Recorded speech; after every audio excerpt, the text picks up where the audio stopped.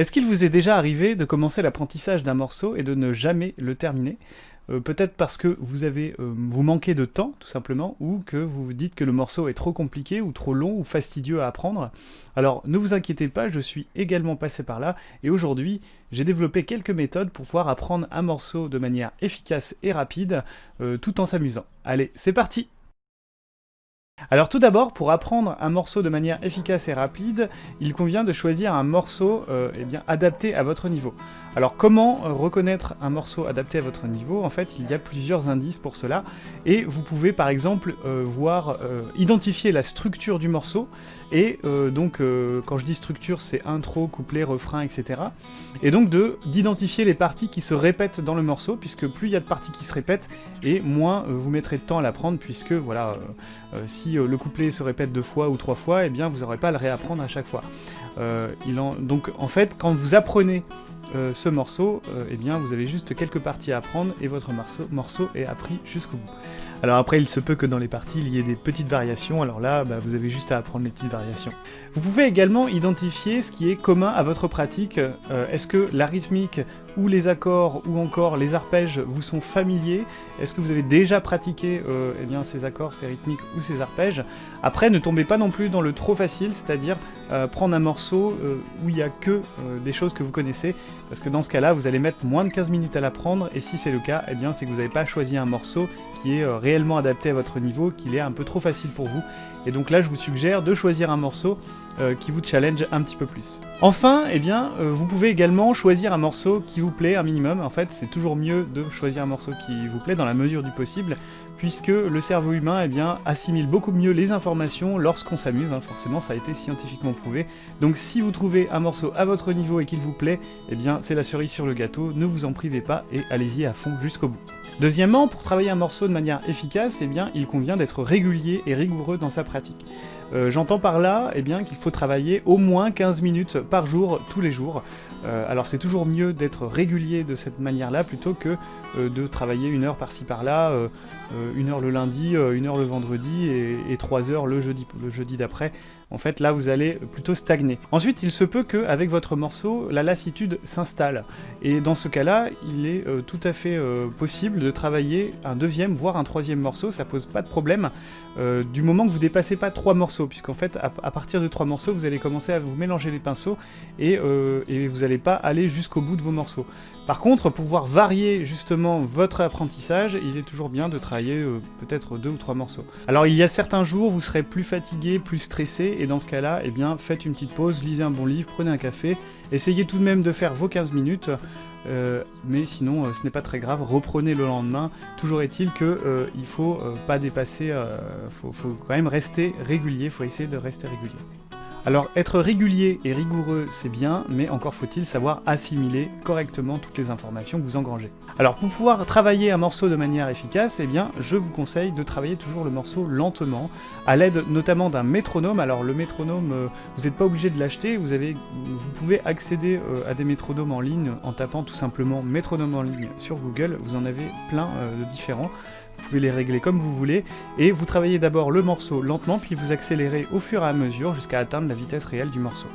Travailler au métronome améliorera votre précision, ainsi que votre sens du rythme, et travailler ainsi vous permettra de progresser de manière efficace et rapide, et de développer votre mémoire musculaire tout en assimilant correctement votre morceau. Alors je vous conseille également de travailler votre morceau en bloc. Alors qu'est-ce que j'entends par là ? Une fois que vous avez identifié votre morceau dans sa structure globale, c'est-à-dire intro, couplet, refrain, etc., vous pouvez diviser ces parties en sous-parties, en blocs en fait, et ces blocs vous les apprendrez en boucle en fait. Alors les blocs, vous pouvez les diviser un petit peu comme vous voulez, vous pouvez par exemple apprendre mesure par mesure, ou encore d'une note à une autre si elle est trop difficile à passer. Une fois que vous avez appris votre bloc, vous apprenez le bloc suivant, et ensuite vous apprenez la liaison entre les 2 blocs, et ainsi vous pourrez apprendre petit à petit le morceau. Entre ces blocs, une fois que vous les avez appris, je vous conseille de vous détacher au maximum de la partition lorsque vous apprenez, enfin de la partition ou de la tablature lorsque vous apprenez le morceau. Je vous conseille de cacher les blocs en fait que vous avez déjà appris pour pouvoir continuer l'apprentissage du morceau. Vous l'apprendrez ainsi par cœur beaucoup plus facilement et de manière beaucoup plus rapide. Alors pour pouvoir progresser, il est toujours intéressant de savoir où on en est dans l'apprentissage du morceau. Et pour cela, j'utilise un outil qui s'appelle les 4 stades de l'apprentissage que vous pouvez utiliser dans plein de domaines de votre vie, mais ça marche aussi pour l'apprentissage de la guitare. Et ces 4 stades de l'apprentissage commencent par l'incompétence inconsciente. En fait, l'incompétence inconsciente, c'est quand vous ne savez pas que la difficulté existe, et donc vous devez prendre connaissance de cette difficulté pour pouvoir tracer le chemin à parcourir. Ensuite, il y a la compétence inconsciente, c'est quand vous savez que vous avez conscientisé le chemin à parcourir, il vous reste donc à le parcourir pour passer au stade suivant, qui est la compétence consciente, où vous savez que vous savez faire le morceau. Avec un petit peu de concentration, vous pouvez jouer votre morceau sans problème. Et enfin, le 4e stade de l'apprentissage, c'est la compétence inconsciente, c'est quand vous pouvez jouer votre morceau tout en pensant qu'il faut acheter une éponge, du papier toilette et 2 boîtes de raviolis. Savoir à quel niveau vous vous situez exactement, eh bien c'est toujours pratique puisque ça vous permettra de vous aiguiller dans les prochains morceaux, dans les prochains choix de morceaux, afin de progresser de manière la plus optimale possible. Cela vous permettra aussi de ne pas perdre de temps sur des morceaux qui sont pas forcément adaptés à votre niveau. Et enfin, l'un des meilleurs moyens de progresser de manière efficace et rapide, c'est de partager vos morceaux à vos proches. En effet, ces derniers pourront vous faire des retours constructifs, donc vous pouvez partager à votre famille ou à vos amis.